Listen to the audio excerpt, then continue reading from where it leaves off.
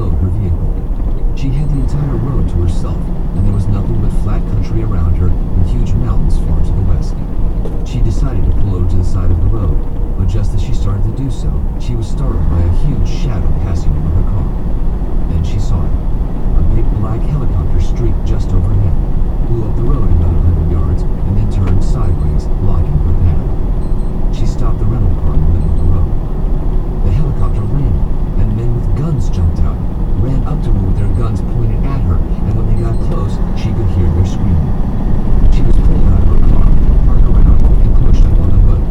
Her legs were kicked open and she was frisked. What do you want? Judith Cochran, you are under arrest. On what goddamn charge? Espionage, Miss Cochran. Oh, that's ridiculous. I'll drag every last one of you before a judge tomorrow morning and your shitty careers will be over. Yes, ma'am. Judith screamed at the officers and demanded their badge numbers, but they ignored her. They handcuffed her, and she called them fascists and robots and vermin, and she called them sons of bitches as they led her to the helicopter and helped her on board. She was still screaming when the helicopter took off, turned to the east, and flew away. She would not know it for some time, but she had been sold out by Paul Alaska in an attempt to save himself. The Emir sucked fresh air into his lungs for the first time in months. It was dark when he was let out of ADX Florence and into the back of the Bureau of Prisons van, and the heavy snow further obstructed his view. He had been looking forward to this day for months, since Judy Cochran had promised him she would get him out of his tiny cell and into a federal prison near Washington. A prison where he could exercise and watch television and have more books and access to other members of his defense who would help him fight the Ryan administration.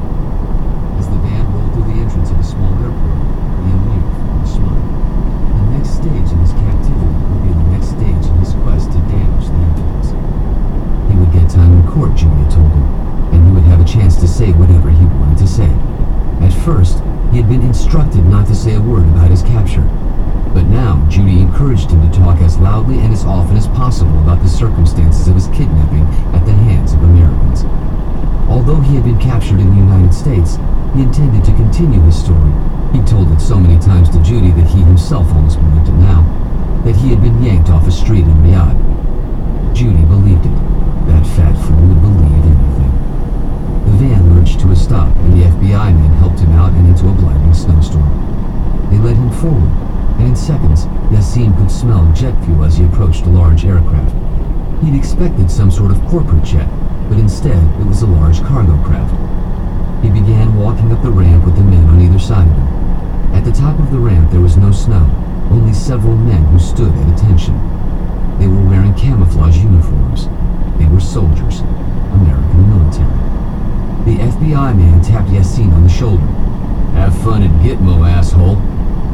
"What?" Yassin tried to back up, but men held him. "No, I will not go. I am to go to Washington for my trial. This is incorrect. Where is Judith?" The FBI man smiled. "Right now she's in custody in Denver." They gave him one more try to walk forward, but when he refused, 4 muscular young men grabbed his arms and legs. He was lifted into the air and carried inside the aircraft. Seconds later, the ramp lifted, and it closed on the Colorado snowstorm, stifling his screams of protest. Jack and Melanie enjoyed their dinner, their wine, and their conversation. They had not seen each other in weeks, and although their last